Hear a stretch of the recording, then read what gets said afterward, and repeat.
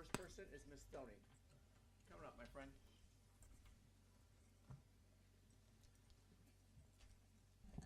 Hello, Erin Thoney. You all know where I live. I'm here tonight to put something officially on a record. There is a nuisance property on Davidson in downtown Woodland. It's at 512 Davidson. It has been a nuisance property for at least a year and a half. It started to be remodeled, and there was some drama behind that between the renter and the owner. I don't know what that was, but needless to say, the house was well, it's completely dismantled. Well, now it's been sitting there for at least a year and a half. Right now, the front door is kicked in. There's graffiti on the inside. Animals are in there, and what I understand, the city has already, or police have already kicked out a transient out of there. So I kind of got bounced around between nuisance to police, back to nuisance. I contacted mayor, and evidently that code enforcement is ill today, so there isn't things working on it, but I felt like I just needed to put this on the record that there is a problem on Davidson. And remember, in a few weeks, there's going to be thousands of people going up and down their street going to the Lilac Gardens. Across the street, unfortunately, there's another building that is evidently going to be remodeled, and right now there's tarps with tires on the roof holding it down. And so it really kind of hard. I have a rental house right next door to this. It really makes it hard to rent that when you have good tenants that are really excited. They come up, they look at the area, and they kind of go, no, and they're out of there. So it is really a detriment to downtown Woodland. So I'm just putting this on the record. And then also I am here under a mission from the United States 50th birthday of this year. I was asked by the coordinators from the county on this project if the city was planning on doing anything. The library, the museum, and the Lilac Gardens have some projects planned for this year, but it is Joseph at the Cowlitz Museum, who's the person that's coordinating this, but it is America's 250th birthday this year. Joseph with Cowlitz County? Yeah. Got it. At the Cowlitz County Museum. Yep. You had something? Have you reported this to the code enforcement? I did. They contacted and this is where I got a little frustrated, and this I had to explain this. I contacted code enforcement. They said, well, this may be a police matter, so I went. They said, you need to report it to the police. So I went over here to the little phone, and I went to report it to the police, and they would not accept a report. So that goes to dispatch. So I'm looking Correct. over there. So, Too. yeah. Exactly. So Yeah. Well, I again, just did it because I went to the counter, and then I got sent to the phone, and I got to hear, and so it was a bit frustrating. yeah. And so again, I mean, I'm looking at Chief because we can go round and round about what has happened at 512 Davidson, you know, and I have a question. the squatter, whatever we want to call there. We've got that out. But yes, Bretta is out between her and working with the police department. It's on our radar. Go ahead, Chief. You were going to say something. The vehicle that she's talking about is gone. Yeah. It's no longer there. They went behind Moose Lodge. We contacted again, it's gone. We don't know where it's at now, but before that vehicle was gone, we contacted it 4 or 5 times. We have to work within the confines of the RCWs as well, but we still contacted them, and they've moved on. The car wasn't the car. I have to commend you. You guys did very responsive on the car that was behind the museum. So I really appreciate it because they threw garbage into the museum lawn. So I really appreciate that. This is what I'm talking about here is the house at Davidson Avenue. Yeah. That, like I said, the door's kicked in. There's graffiti. There's animals on the inside. There's problems. Do you know, is it somebody owned it or the bank owned or is They it? own it. Evidently, there could be some issues there, but it's in a commercial zone, and it's been destroyed for at least 2 years that I know of, or more. Does anyone pull title on it to see? Without Yeah. getting into all the Yeah. details, there's an owner. So there's problems. an individual who was Yeah. remodeling it. We've, Yeah. So at least it's Gone on your through the legal radar. So like I process. said, I'm just here to put this officially on the radar. yeah. So thank you. So, I mean, within the grounds, we've got that person out of there. Yeah. So, all right. Thank you, Ms. Stoney. Next person, Daniel. School spending. This has to do with impact fees. School impact fees were on the agenda for later. So, Yeah, it really doesn't. okay. It just has, Okay. it's extra information. So, first of all, I'm gonna pass these out. Yeah. So, I'm here to talk about school spending. This is the school budget. I scanned it quickly, but I didn't have to go very far. I went 3 pages in. And this year's spending is $54 million. Back in 2017, it was 40 million. So I want to do an apples to apples comparison. I don't want to do apples to oranges. So this doesn't get any better than apples to apples. So today there are, Just so people Sorry. online that are Yeah. here, and when you say $54 million spending, that is Woodland School District, that is not the city of Woodland, so correct. continue Yeah, on. sorry about that. Yep. Yeah. Anyway, so they budgeted for the 2025-2026 school year 18,508,864. There's 171 teachers. If you look at the second page on my handout, that equates to $108,000 per teacher salary. I don't think the teachers make that much that I know of. Maybe somebody could correct me. In addition, they budget $35,000 for employee benefits and payroll, and that's a red flag to me. Not the benefits or the amount of pay, or the amount of pay is, because I don't think the teachers make $108,000 a year. The other thing that stood out to me in this analysis, and I'm not an accountant, back in 2017, if you look at the fifth page, there were 2,419 students in the school district. Today there's 2,384. So let's call it even. Back then there were 161 teachers in 2017. Sorry, 156 teachers. Today there are 170. Sorry, I'm going all over the place here. I'm kind of mixed up. 171 full-time teachers. That's 45 teachers extra from 2017, which had the same amount of people. Full-time employees, there's 27 extra employees today, but the same amount of students back then. If you do the math on all the extra teachers and employees, you're coming up to $9.3 million that the school district is spending on the school in the schools. Again, we're talking apples to apples. There's a lot more teachers today than there were back in 2017. The salary is higher. It doesn't really matter. I'm just pointing out the fact that we have 45 extra teachers and 27 extra employees, and just based on those extra count of teachers and full-time employees, the school district is spending $9.3 million extra. So that's apples to apples. I'm not saying the teachers are getting paid too much. I don't think, like I said multiple times, I don't think they make $108,000. If somebody makes that much, I did a Google search. It was between 55 and 77,000. No, it's more than that. Not for the state of Washington. Okay, you think it's 108,000? There are So- quite a few that do make over. Well, yeah, this is yes. average. This is everybody understand making that, 108,000 plus benefits. So That probably includes all the grounds people, the janitors, everything. Subs. that would be no. This is certified salaries, certified teachers. Right. Certified is Okay. also for substitutes as well, or Okay. figured in that. We need to focus on council again. I Yeah. mean, this is City of Woodland, not, Right. I'm We just have pointing no this out guidance because over what I've there been is, getting so- a lot of flack, by my testimony here. So I'll be back a little bit later. Mr. Have you presented these to the school board? Are you going to? I have not, but I can. Okay. Yeah. That's what I was gonna That's ask. gonna Was be it- your best route. Yeah.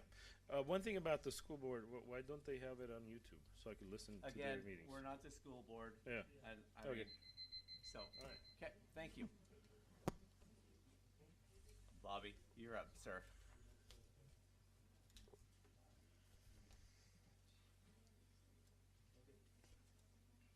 Todd Moore, thank you guys so much for having me.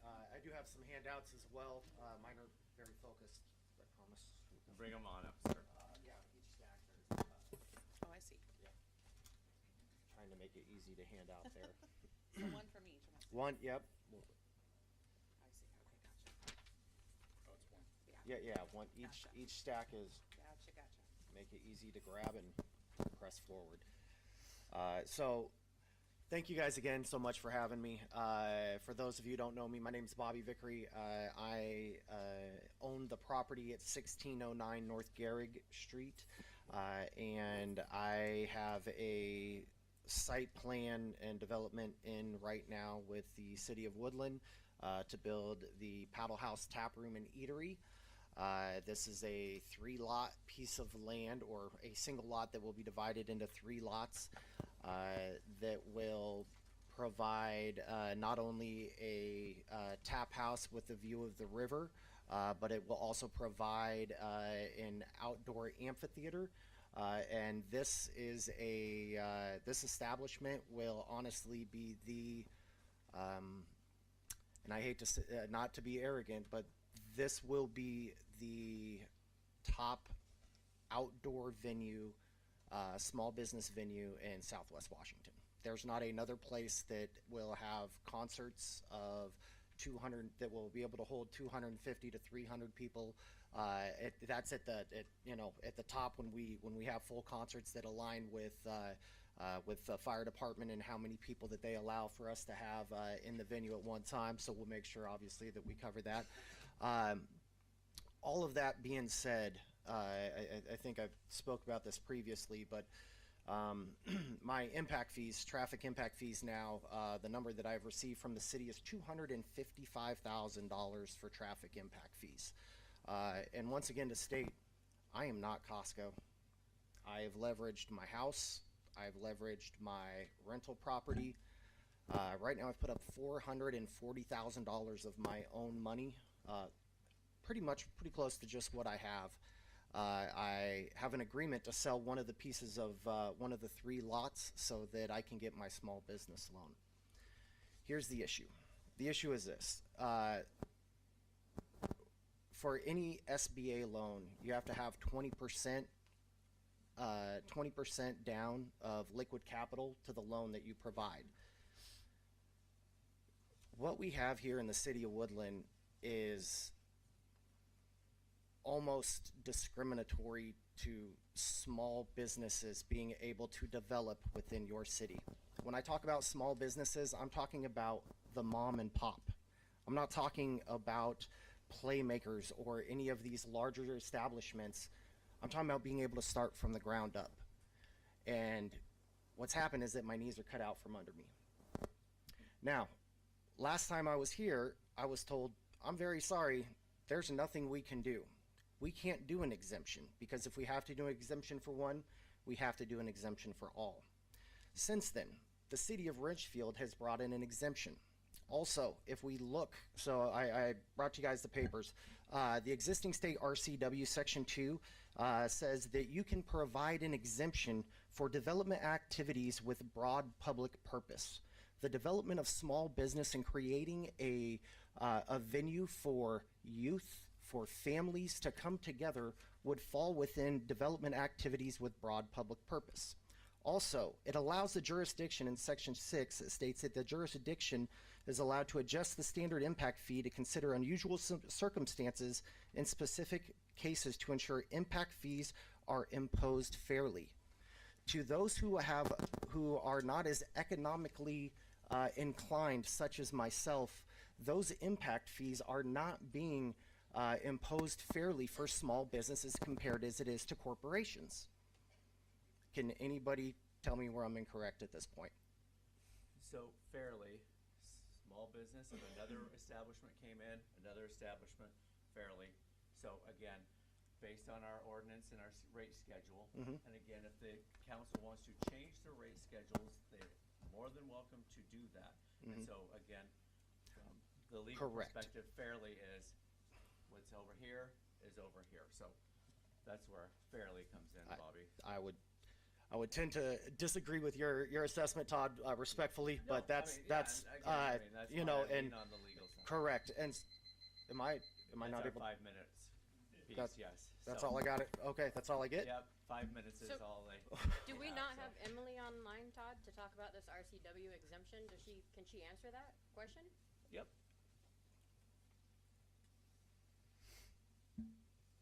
Hey, Emily, we have asked you to unmute. I don't know if you Yep. have this in front of you where it's the 82.02.060. Yeah. So I haven't looked specifically for his type of business, but generally the other things that it lists in the statute regarding a broad public purpose are things for like low-income housing, early learning facilities. Let me see if there was other ones, but not necessarily. Correct. And the city of Shoreline, Washington has also had for the last 9 years exemptions for small businesses. You can see that in the third packet that I provided you. That TIF impact finally ran out in 2025. Their whole goal after talking to them, and you can speak to the city of Ridgefield, to their development director who I've spoke with, they said they would be very happy to speak to the city of Woodland to talk about how they legally imposed the exemption. Furthermore, just to state this at the end, this is my break-even point. I'm either in or I'm out. I have a question. Uh, Can we offer credits for like utilities and improvements? So. One to yeah, one. So when we bring Or, up yeah. Ridgefield, and Emily, chime in here. So Ridgefield has two alternatives, installments, and that is something if council wanted to do, hey, installments, what does that installment look like? Not an installment, an exemption. But hold on a second, Bobby, they implemented two pieces, installments, and they also did a defer to occupancy. So rather than here where you pay when you get your permit, they defer to occupancy. The defer also, when you do the installments, you would have to put lien on the property. If the That's not business- what I'm referring to, Oh, but Todd. I'm just giving full picture here. So, and we'll get to the Costco, for example. Yes, they eliminated it for Costco, said here you go. That's not what I'm referring to. With Ridgefield. If you look at what I provided you, the sections A, B, and C on the document highlighted shows that there are partial or full TIF exemptions for developments within the downtown area. They also have them for the neighborhood commercial zone. So they are providing for their own business, small business development, and you can talk to their city development council on that, which I have, and they said they would be very happy to talk to you. The city of Shoreline, in the third document that I provided, shows that tap houses have been exempt since 2016, if approved by city council. Once again, you guys can have my business or you can't. I'm either selling it or you guys can have one of the coolest places for someone who actually wants to build something for your town. If you don't want development, that is 100% up to you for a small business, but I'm really, I know I only had 5 minutes, but the reality is I've been working on this for a year and a half. When I came into the city the other day, when I was told about this Ridgefield, you know what they told me? Who says they're doing it right? Yeah, that's what I was told. That to me is not working for your town. That is, there's a, and that wasn't Travis, so I'm not putting that on Travis, but those were the words that were said to me. That's not working for your town. That is animosity. And so, towards another town. And I get it. Woodland's a small town. I want to help build it. I want to create a sense of community here where it's a place where people want to come, where I'm working with the schools to have a drive for presents during Christmas when there ain't enough for families. But you guys can have the corporation if you want it. So, and I don't mean to be an asshole, and I excuse my language, guys, but it's been, I've been given the no, and I'm telling you exactly how yes has been done by other communities, and it's up to you. I have a question. So he can do, if he was to say he has to do road improvements up front, get sidewalks in, all utilities, do all that. That would go towards his cost of his So if he impact. can get it done for cheaper, No, so if the city said it was gonna be 150 grand and he could do it for 50, that 100,000 should apply towards credit towards, No, can't? no. Nope. But again, those improvements would go towards. No. But we So- can't change My it. sidewalks and all of the utility improvements do not go towards my impact fees. Along 503 there, they do not, correct? Everything in my improvement will not go towards my impact fee. Correct. So impact fees here, so to break it down, based on evening trips is 20 trips, and you just said 250. 36 trips. So, and then it's 43% of that, so it gets down to 20 trips is what your calculation is. And so 20 trips at $83.99 per trip breaks it down to the transportation impact fee for the paddle house. This isn't for the containers, the paddle house piece. And then impact the fire, and then there's water assessment. And somewhere there's an 1.5 inches to a 2-inch, but my understanding is you only really need an inch there. All of that's separate. Impact fees is $255,000. All of my utilities and everything I pay to the city will be over $404,000 total. And I have went through it. Am I wrong, Travis? I've gotten all the numbers from you, so I can tell you, if there's a person who's on top of this, it's me that knows my numbers. So Bobby, I'm taking the action item. I mean, the calculations that I've been given, and the amount of water using the expert here, 2-inch, Trammell Crow uses a 2-inch, so I'm not sure on the 2-inch, need a 1-inch, and then using on paddle house, the 3 trips over on the containers. I'm not worried about paying a 1 or a 2-inch. I'm worried about $255,000 for traffic impact That's actually, but a 2-inch fees. versus a 15-inch on Here. the sewer assessment is $35,000. I'm not getting a 15-inch. 15-inch is the sewer that's at the A 1-inch city. versus a 2-inch, I'm saying, sorry. Correct, yes. And based upon the engineers have the numbers that they need.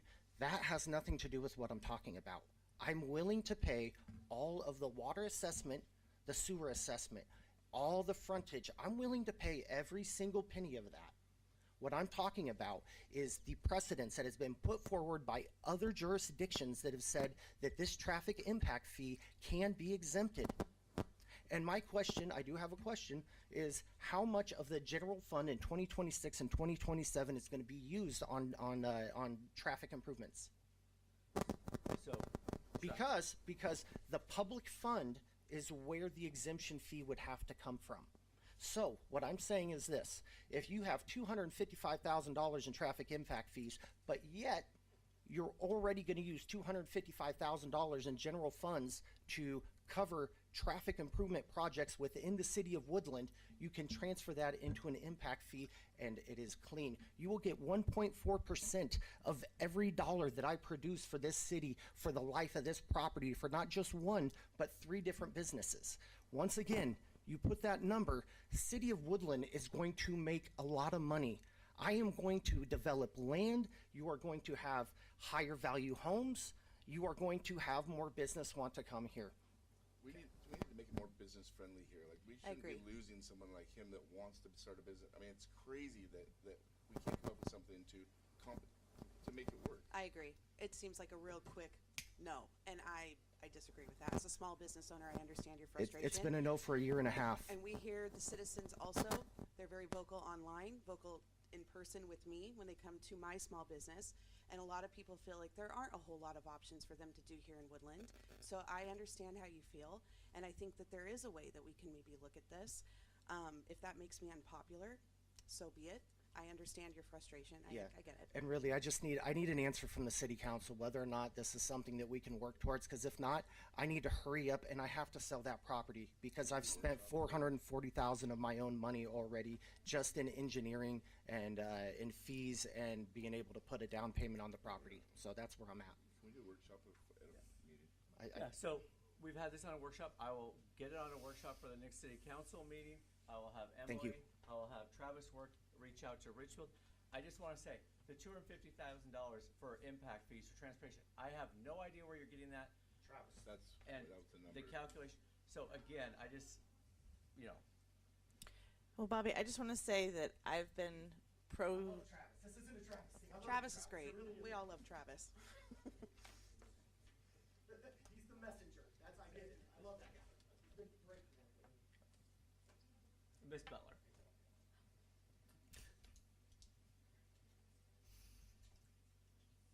Yes, Donna Butler. I have no handouts for you, but I have a beautiful bouquet of tulips for you to look at when you need a distraction. and Ben O'Doby's memorial card there if you'd like to look at that. So I'd like to pay a tribute to Ben O'Doby. I attended his memorial service yesterday afternoon at the high school. Benno was a prominent Woodland community member. I considered him a friend, as many others did. One day he came to my house with a big bouquet of tulips. He just wanted to say thank you for the public comment I made at a city council meeting. Benno contributed many good things to Woodland, supported local businesses, our schools, and citizens in need.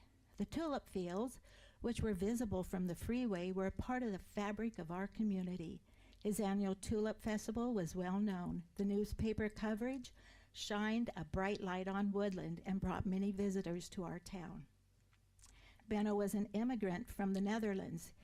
It was through his personal values and work ethic that he achieved the American dream, right here in Woodland. For these things, I believe he's worthy of honor and respect, and may his legacy of love and pride for America live on.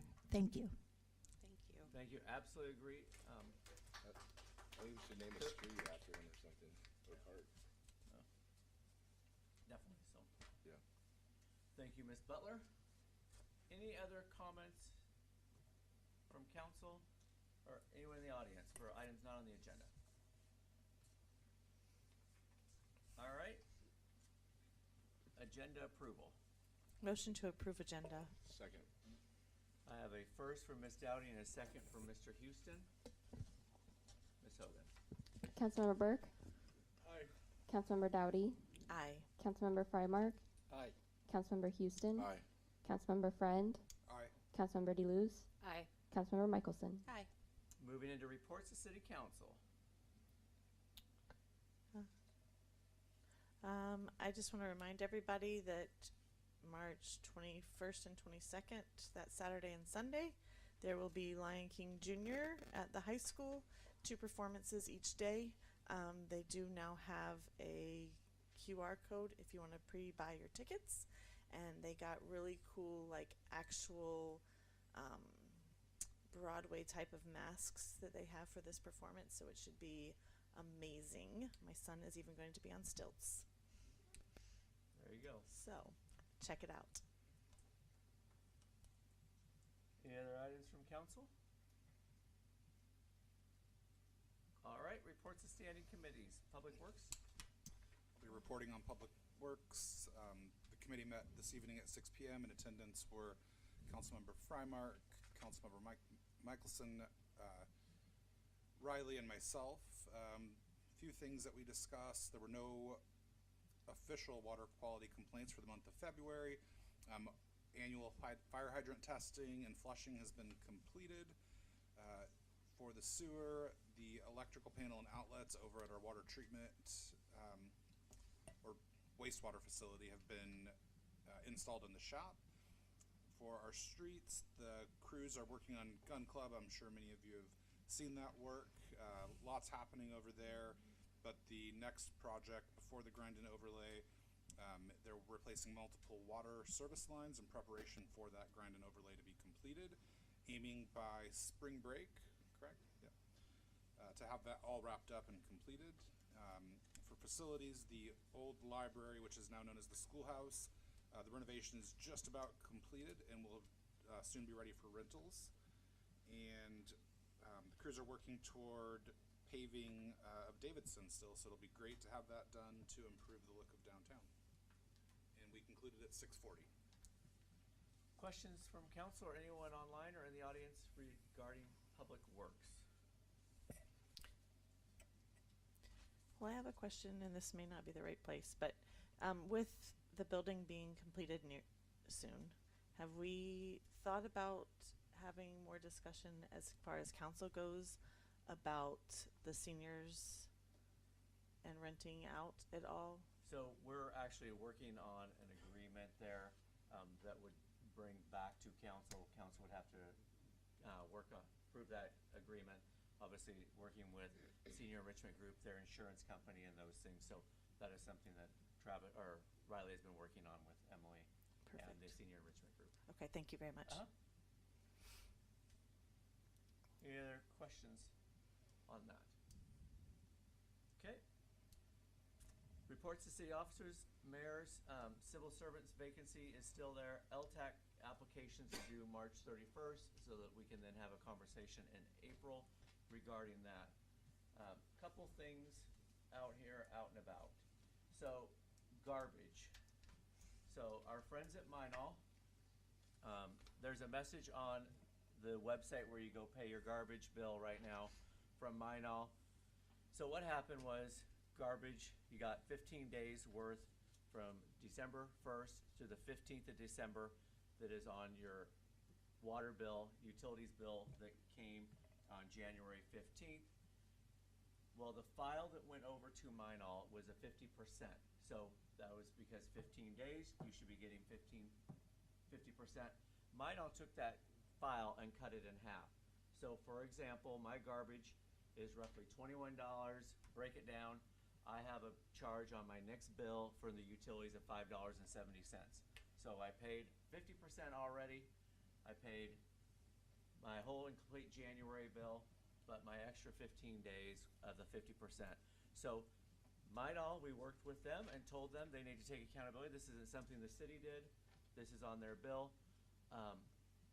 We can't wipe that 50% off. That's gifting of funds. A lot of different things on there. We tried to get strategic. It was about $25,000 in total. The Minol contract that's out there from 4 years ago doesn't have service agreement in the sense Minol messes up, you pay us, because that was my first thing is, hey, I would like reimbursement from them. So those things didn't pan out, so that's where we're at on this piece here. Questions? The other thing I would show is, so if you go on your portal, right now it shows 570, you know, is past due.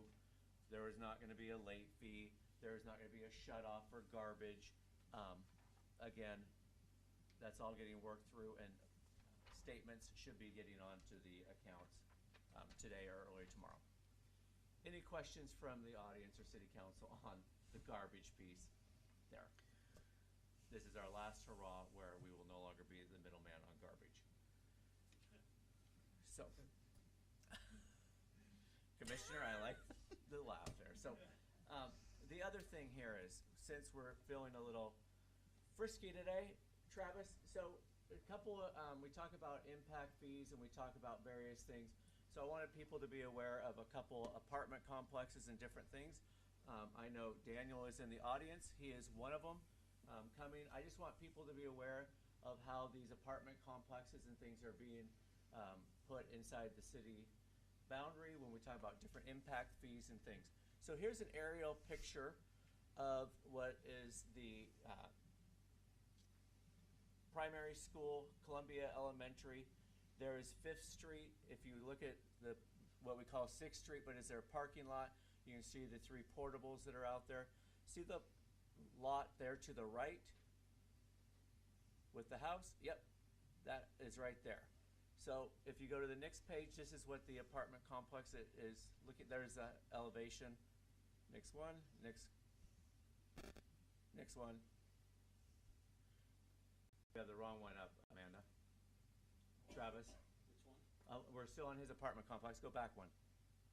This is, so down on the very bottom right hand is the house that is there, the existing house. You can see 5th Street there where it is a school. You will see the apartments that will go around the front door of that house and on both sides, and you'll have the parking lot there and it will go out. So this is here when we talk about, you know, impacts to our community and things. I just want to be aware that this is one that has been brought forward. And then we also have another apartment complex that's been brought forward. Here, if you look kitty corner to us, this parcel right here behind the corner store between East Scott and Gehrig Street, across the street from the cemetery. You can see that little triangle piece there. If you go back one, you can see down here is where the corner store is, and that would be in that little corner area that between Scott Avenue, East Scott, and Gehrig Street. That would be, is that 30 apartment units that are there. So a couple different things that have been brought to forward with the planning commission, or the planning and development department, about where possible apartments and additional condensed housing will be coming. Questions or comments from council? Are you talking about the point where that little house is? Is that where you're Yep, talking right about? behind that. Okay, I just want to make sure Yeah. I was in the right. So just what we would call southwest or southeast of that.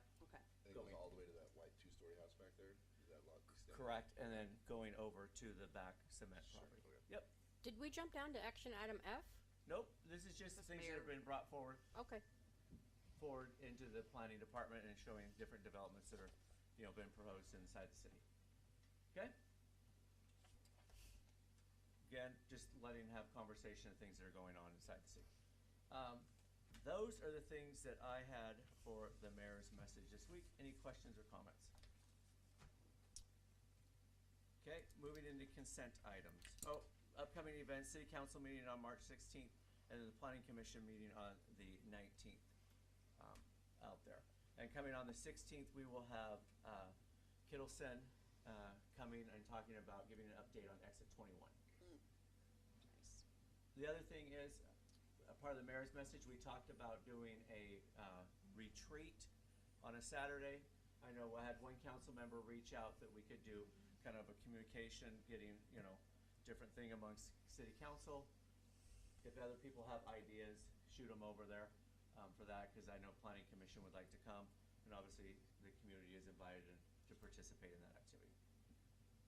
So, all right, consent items. Motion to approve consent items. Second. I have a first and a second. First from Ms. Dowdy, a second from Mr. Houston on approve the minutes of February 17th, 2026 minutes. Councilmember Burke, Aye. Councilmember Dowdy, Aye. Councilmember Frymark, Aye. Councilmember Houston, Aye. Councilmember Friend, Aye. Councilmember DeLuce, Aye. Councilmember Michelson. Hi. Moving into action items. Action item B, approve vouchers for February 2026 second half.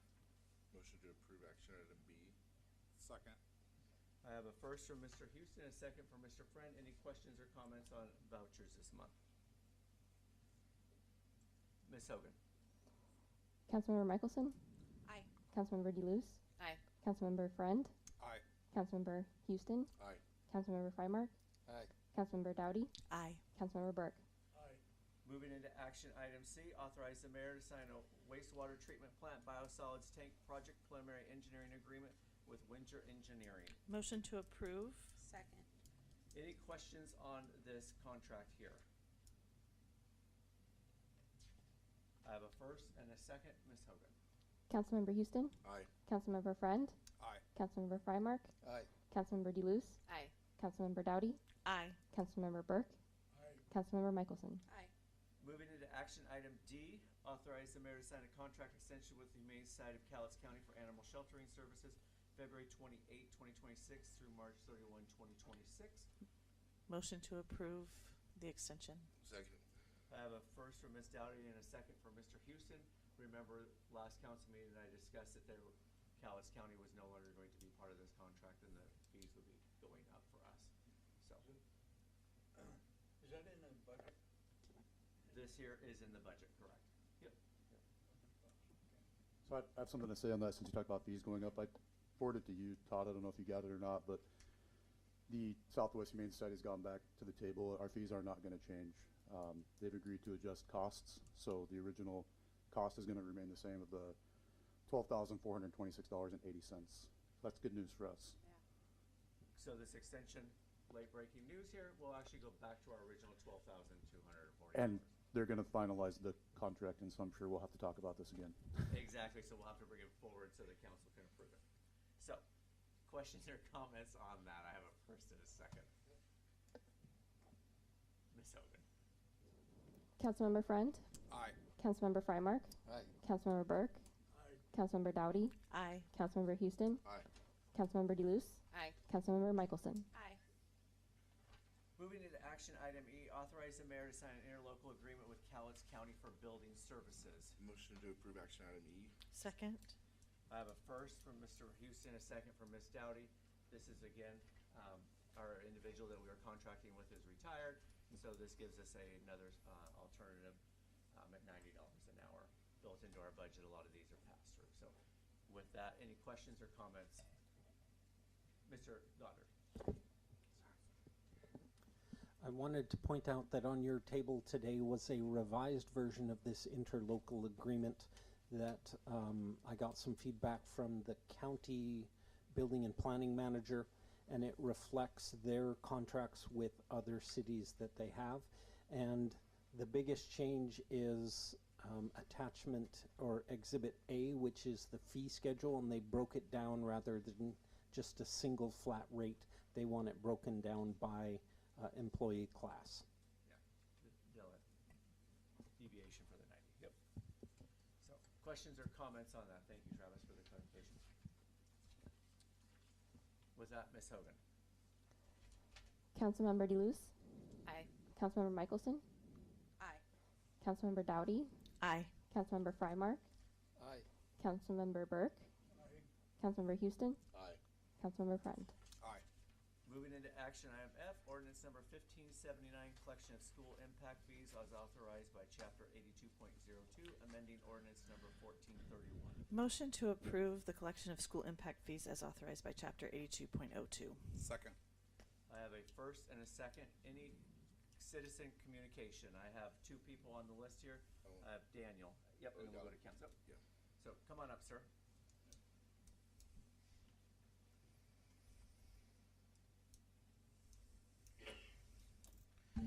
So before I start, I want to pass out, I got connected, or I got in contact with Max Bodar a few hours ago. I saw Max in here. Oh, you're here? Yeah, Oh, sitting right in I've front of never you. met him. Okay. I want to pass out his handout or his questions that he never got an answer to. Hi, Max.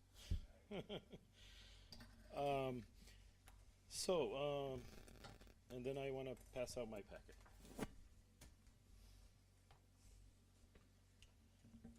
So before I start, I want to ask, or I want to say something. Mr. Freemark, you mentioned a couple times in the last few meetings that you want to pass this increase for the kids.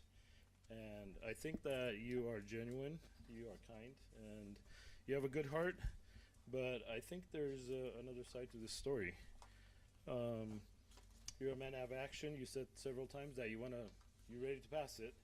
And I'm a man of action too, so the way I got started on this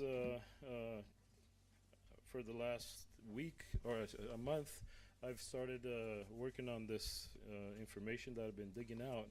Is the school district stuck their hand in my pocket for $135,000 to take out $135,000. Then later on, I found I felt a little tingle in my other pocket for $135,000. I thought it was $105,000, and later on I found out it was going to be $172,000. So a little bit of background on me. I'm an immigrant from Romania. I came here when I was 10 years old. Romania was a communist country, and when you come from a communist country, you don't trust people. You question everything. So that's how when I saw all this money trying to fly out of my pocket, I started questioning what's going on.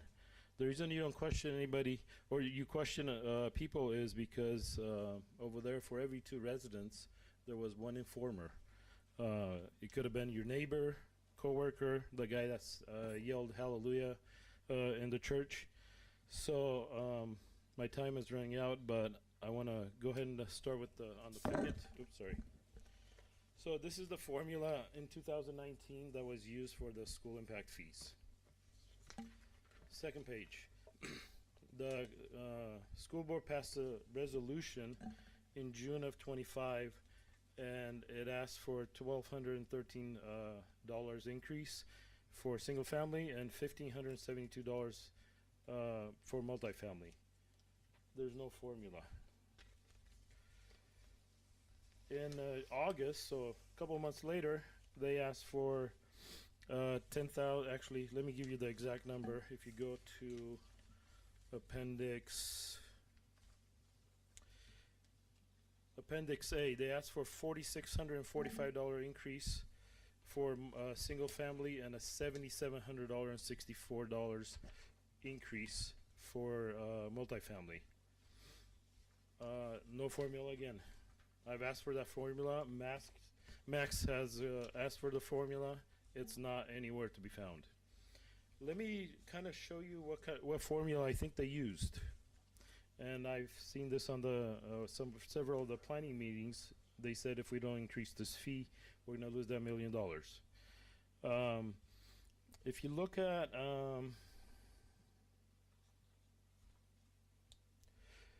where is it at? Okay, Appendix A. If you look at my write-up, we got $4,645 increase at 150 homes. That's what's left to build in the existing subdivisions. That's $696,750. $7,764 of increase for multifamily times 52. So we just talked about a couple apartment complexes. My 23 with the other, I thought it was 29, but I guess it's 30. That's 306,800. Well, imagine that the total amount is $1,003,550. So that's the formula they used, and that's not a standard formula that the state or the city ordinance has. The current impact fees, if they were to use the existing impact fees, it would bring in $1,191,800. And that the school board is asking for $1 million to build a new school. Can I make a motion to suspend the rules so they can keep going? I don't have much more. Okay. So, the current collection, the Appendix C, the past impact fee that the school district has collected has been $1 million from the previous 150 homes that were built, and they already have the money. Let's go to Appendix C. Existing impact fees from current plan development, the 300 homes plus the 100 multifamily, that's 400 units times $5,900. That's $2,367,000.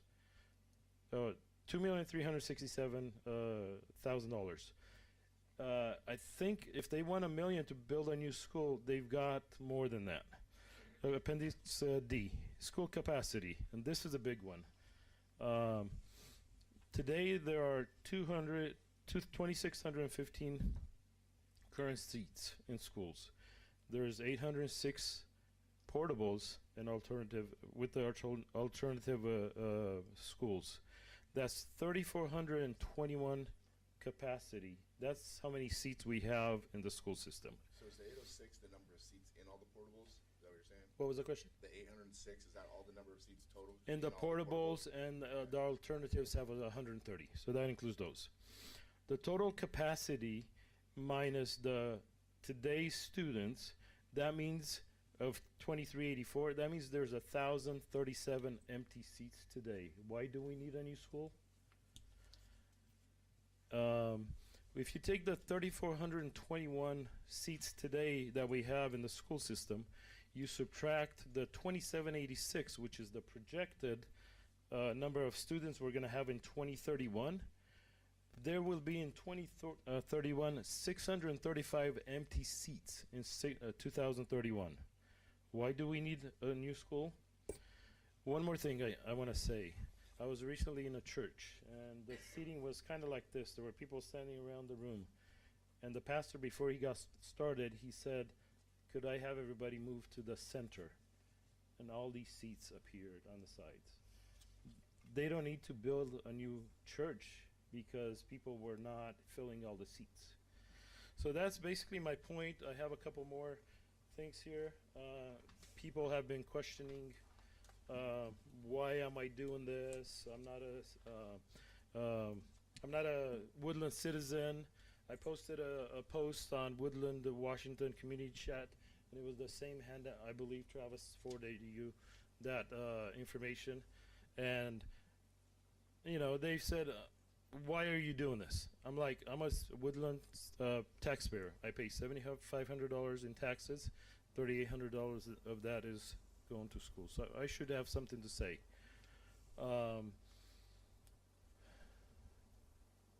I would say that the ordinance does not have a legal standing because we haven't seen the formula. They're supposed to show us the formula. I have a question. Yeah. When did you submit your original plans for review to I the d- city That was early January of 2026? Or 2026. Yeah, it just happened. Yeah. okay, I was Or wondering if you February. did- I'm not sure when we got everything complete, but they're in. I was just wondering if you had done it last year. No, it was this year. And as far as that, Wasn't there plans submitted last year that, oh, it's the other project, okay, got it. My point. Never mind. one thing I'd like to see, I've been planning this for like a year.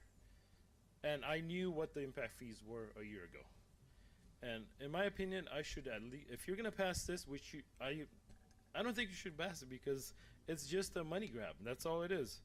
I should be grandfathered in because I've already submitted. I've been planning for a year. I don't have $172,000 extra in my budget. That's what I was gonna say, is grandfather, and then. And then the other thing is, I know that with single family you can pay at occupancy these impact fees. If I could, I mean, it's $378,000 with the existing fees, impact fees. That would be good. That would help me out if I could do that on this project also. Ms. Dowdy, So it's not for him, it's just a statement. Do I need to wait? what was Or- that? I just have something about this to say, or does Go it ahead. have to be? Okay. So, pre-COVID, we needed something in our house. You give it 6 months and the prices of things go up. We have seen a drastic increase of the amount of what things cost. And although your numbers show that there's empty seats, the high school has a lot of students who are running Start or Cascadia Tech and are not filling seats at the high school, but that does not mean that our elementary schools, which is the one they would need to be building, is not full. Because they're putting more portables in because they are too full for what they currently have. And if we add all of these homes and neighborhoods that are trying to go in right now, they will not be able to sustain it where they're at. And we cannot keep adding portables as a solution because the property will not, it'll take away from all of their outdoor recess and the things like that in the community that they have to also provide for their students at the school. So, And hold on a s- second, hold on a second. Again, we need to take ourselves out of here. We're not here to justify what the school needs, doesn't need, what they spend, I mean. Right, but No, you're I making the understand. decision for I money. understand. To be clear, You're making I'm the not, decision I'm to not increase justifying, fees. but I'm just saying that is not the purpose of But what I'm saying. saying, that why have Hold on a they? second, Gabe. Hold on, his- or, excuse me. Yeah, let her- his argument is that the schools have room. Can I reply? Not right After this you, second, yeah. but I feel like as taxpayers, we all had those fees built into our homes when we purchased our homes, and we've supported the schools. If we do not increase these impact fees to support a new school, we as homeowners are going to have it in our next school fees that go up in our taxes, and we're going to have it in other things that we should not be seeing here having to pay it twice. That is what all these new homes are catching up on all the schools and things that we are currently paying, like the new high school, that all these new schools or all these new homes are still going to benefit from that they have not had to pay towards. We need to collect these impact fees at what they're so that we can afford a new school without it hitting our current citizens in our town. Mr. Houston.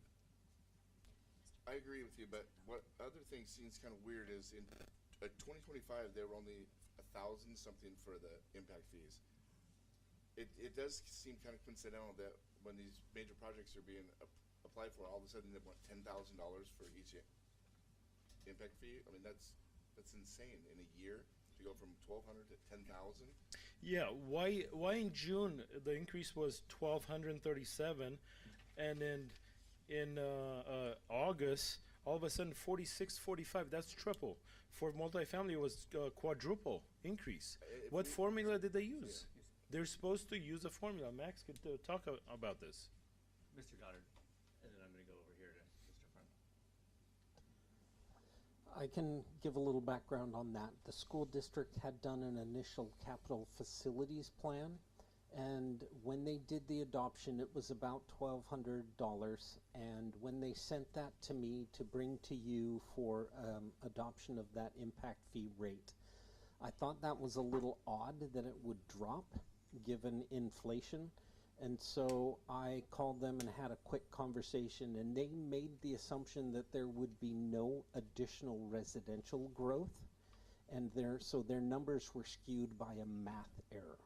And so once they went back and took a look at the county's growth projections, this is the number that basically showed that the original 2019 need for an additional elementary school was still what they needed to build. Can we get that formula they used? So I'd like to bring a point up. So we've spent a lot of time debating on how the school district is using their money. People have brought forward pro formas and all sorts of finances for the school district.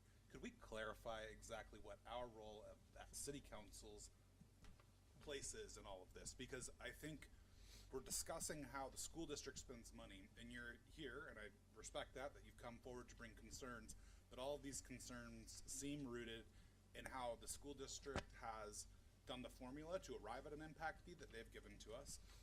By the way, they have a state algorithm to get to that fee, and I would assume that other cities in this area are using the same algorithm with a similar fee. Where's it at? Can we have it? Well, again, I'm not part of the school board, and nobody up here is.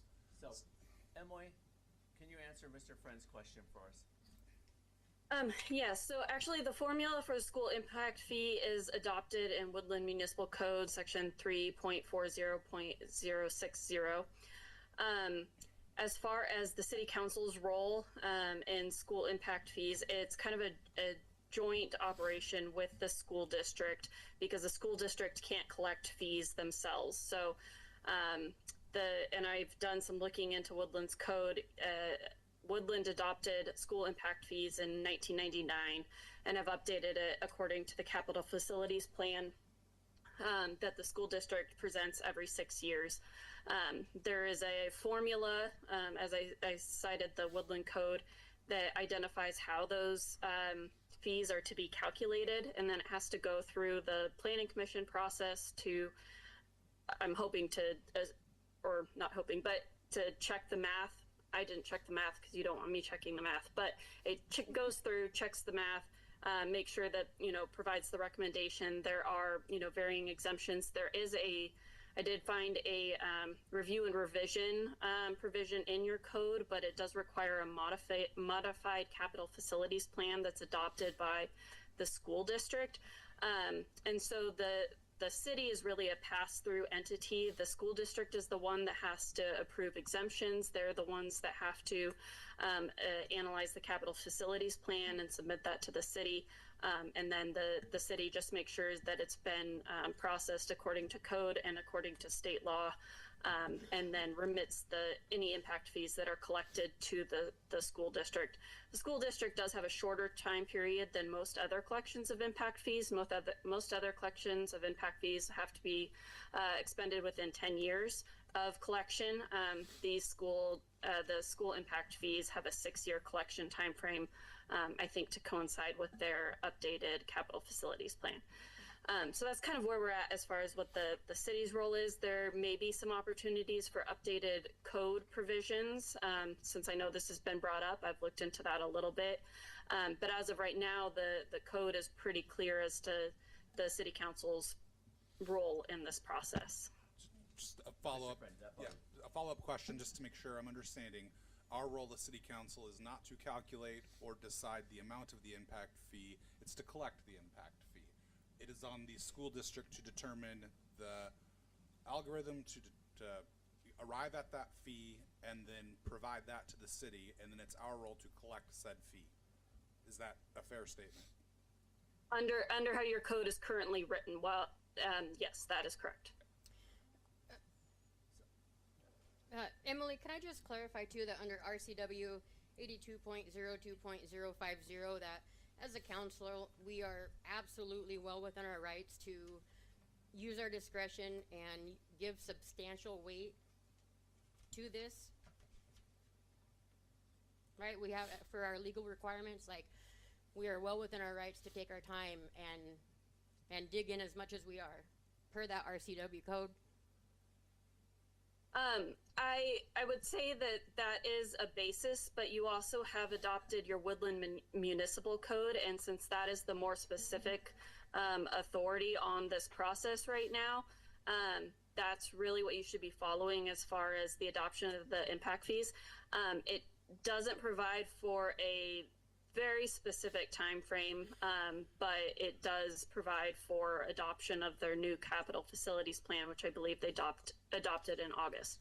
So yes, that's what the RCW writes, but that gives the deference to the city to adopt code provisions on how your process looks like, and your Woodland Municipal Code and 3.40 is what identifies the process for adopting school impact fees right now.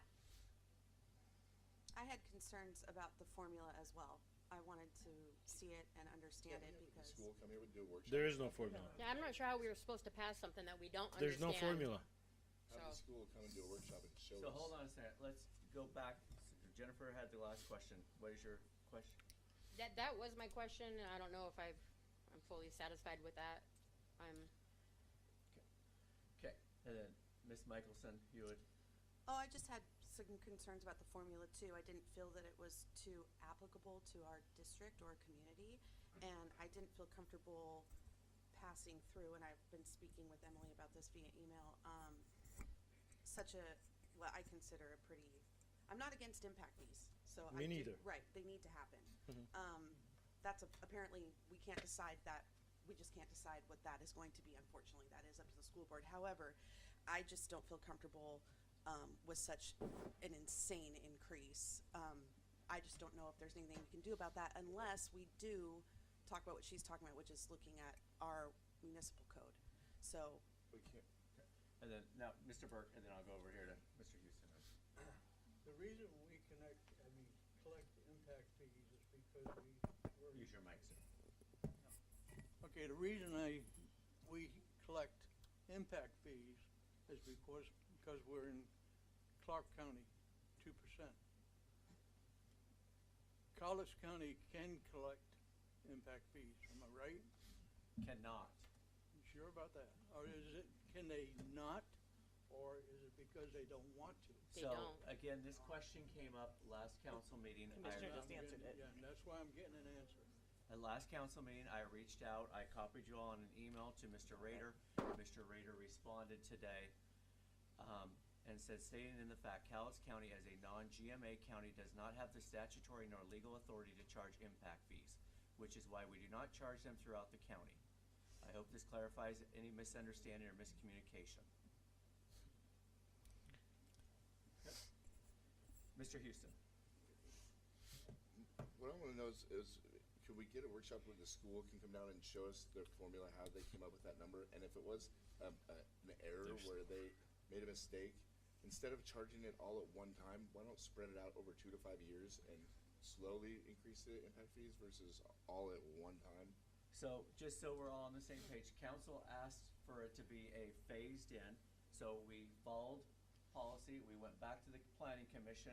Planning commission, again, you don't have to follow planning commission, but we went back to planning commission, they came back with this here, so that's where it didn't have the phased in approach, and that's how, so again, Ms. Dowdy. So I was kind of going to get to the point that you just made, that we asked the planning commission to relook at this, and they still, who we have entrusted and we have appointed into those positions, have come back with the same solution to make this fair and adequate for what our city needs and what our schools need. And I think that at this point, we need to call the question and just see where city council is, because we have now asked them twice and they've come back with the same recommendation. So, Ms. I think you had a question. I did. Just for clarification, I'm really not trying to beat a dead horse, but per what Councilmember Burke said, are we doing this because of the 2% from Clark County, and that's why we're getting jerked around a little bit? No? Mr. Goddard. No? So I don't want to publicly embarrass the commissioner who sent you that email, but they are technically governed under the Growth Management Act. They're what's called a partially planning jurisdiction under the Growth Management Act. So they do have less responsibility. but with that less responsibility is they do not get the full set of tools in their tool belt that we do. Because we are fully planning under the Growth Management Act, we have access to tools like the like impact fees. So So they don't have the opportunity there. With that's the difference between the two. And the fact that we are in Clark County is why that toe in the pool gives us the opportunity to allows use us that. to, so you could eliminate 100% impact fees. If council said we want to have 0, we could have a city where we have no impact fees and away we go. Does that answer your question? Yeah. Okay. Okay. Ms. Butler still. We're not voting on this today, right? Yeah, So we have a first and a second. I So want- last comment. 'Cause Yeah. you have 5 minutes. Go ahead. I want to say that at the last planning commission, the chairman, the guy that sits in the Mr. middle, Simpson. Mr. Simpson, sorry, he said that Asha, is it the superintendent, said you can change that number if you want to. So in other words, it's not about a formula. What we have been given is a number, but we have not been shown, like in math class, the teacher didn't want just a number, the correct answer. They wanted the worksheet. He wanted to see how you got to the answer. We have not received that. As far as you, to respond to you, Ms. Dowdy, according to their plan, there's 20 portable classrooms and only 6 are being used. There's a lot at the elementary schools. So there's a lot more. You have not read their plan? I work in the school, so I know. So I'm telling you, their capitalization plan says number of portable classrooms 20, numbers being used 6. So that's where there's a lot more space than there is. Thank you. Ms. Butler, you're up next on the list here.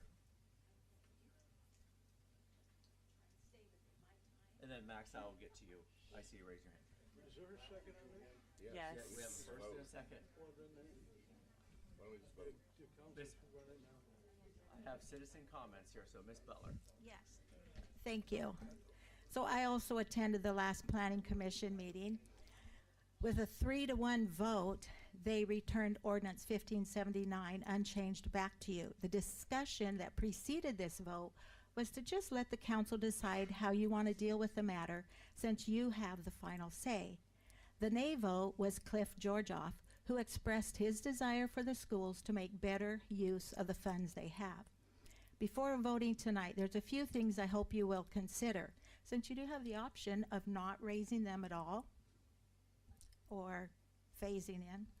When the school superintendent made comment at the first Planning Commission meeting, she said, "Whatever you decide to do with the impact fees is fine with me." So don't feel you're short in the school district of needed funds if you don't increase these impact fees. I also think it's noteworthy that as a recent school board meeting, the superintendent acknowledged that we are not in need of a new school, and school enrollment is down. Schools have many sources of revenue. They get money from the feds, the state, levies, bonds, and from a wide variety of grants. Impact fees are arbitrary in nature in so much as the district can decide within the limitation of the RCW after the fees are collected as to how and where they will be used. However, bonds are a fair and reasonable funding mechanism. The district makes known the very amount they need. Everyone shares equally. Every resident helps foot the bill. And the taxpayer knows exactly where the money will be spent. I regularly attend school board meetings. I see money being dispersed. I just like to say, we have amazing maintenance department at our schools, and they do a very good job of maintaining the buildings and the grounds. It's quite impressive. On January 15th, Representative Jim Walsh said, "Olympia talks a lot about affordability, but they don't vote for affordability. And there are many bills that mean well, but in the implementation, they transfer costs onto people who can't afford them. We need to protect the cost of living to Washingtonians." Last Tuesday morning, Representative Ed Orcutt told the Woodland Chamber during his morning legislative call, "We should be focusing on affordability. We need to look at everything through an affordability lens for the taxpayer. We are fighting back against increases Ordinance 1579 is a large increase. You have an opportunity to do your part in fighting against increases and voting for affordability by not increasing the school impact fees at this time. Thank you. Hold on, Ms. Butler, any questions for?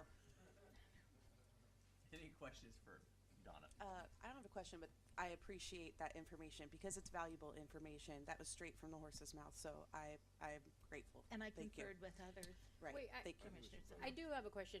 When you said, somebody said, if you don't vote for this, don't worry that you're taking it away from the. I said that. You said that. I said that was my. Okay, I thought that was an official that said that. She said that it didn't matter whatever Oh. she said. Whatever you decide to do with the impact fees will be fine with me. Who said that? Asha, Superintendent. Yeah. the superintendent. So I'm telling you, since that came from the superintendent, don't feel like you're short in the school district of needed funds. Thank you. Thank you, Ms. Butler. Max?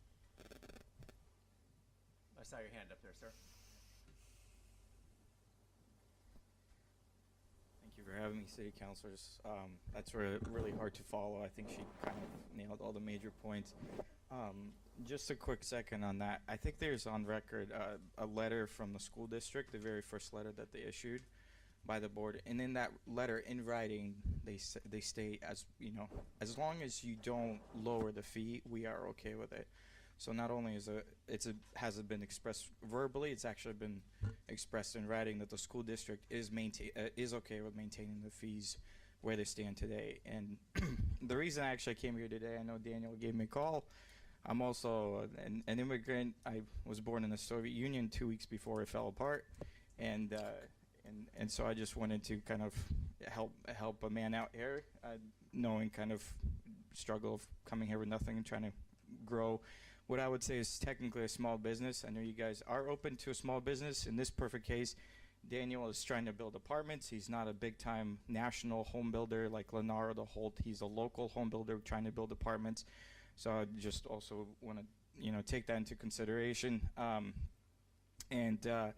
guess the last point I want to make is what Travis and I have been discussing is how to deal with the county. It's not necessarily about whether a school gets built. You all saw my plan, right, for the new school with the pool, right? Yes. Okay, awesome. If that happens, right, I'm all in favor. Get a bond, right? School district-wide bond. I will pay the taxes for it. I will be proud of paying those taxes. I'll finally feel taxes are going to good something, great. Let's do district-wide. Everybody gets to participate. Everybody gets to, I just don't want, Daniel to be paying for Cowlitz County capacity. And that's kind of what I've been trying to reiterate over and over again, is the fact that right there it says on the board in chapter 82.02.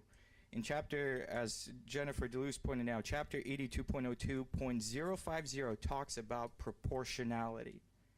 So it's not about that the fees aren't getting paid. It's about that Daniel over here with his small business does not disproportionately pay his city impact fees for Cowlitz County students. Thank you for having me. Appreciate it. Thank you, sir. Any questions or comments for Max? I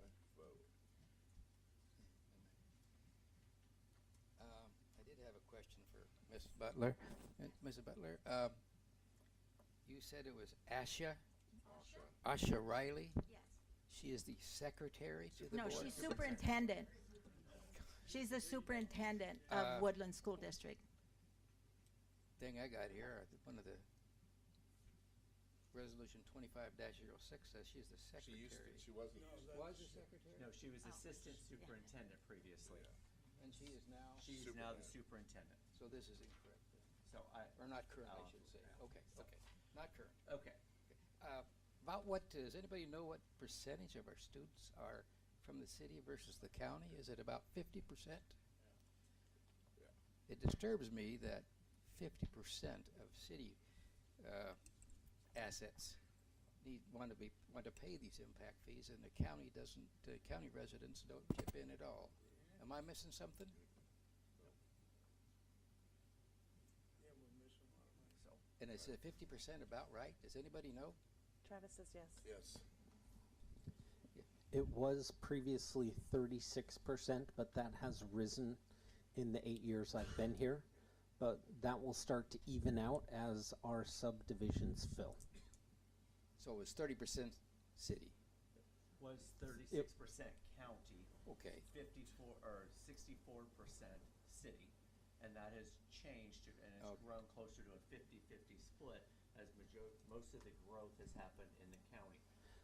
Because again, when you look from 2012 to 2023, 24, a lot of the homes, there was 40, I believe, in that 10 span inside the city limits. All the growth was in the county. Now we have 300 homes going in, and so that is going to change the percentage a little bit. So, Commissioner, are you taking notes here? I'm unhappy with the county. Nothing you could do about it? Exactly. I call the question. Okay.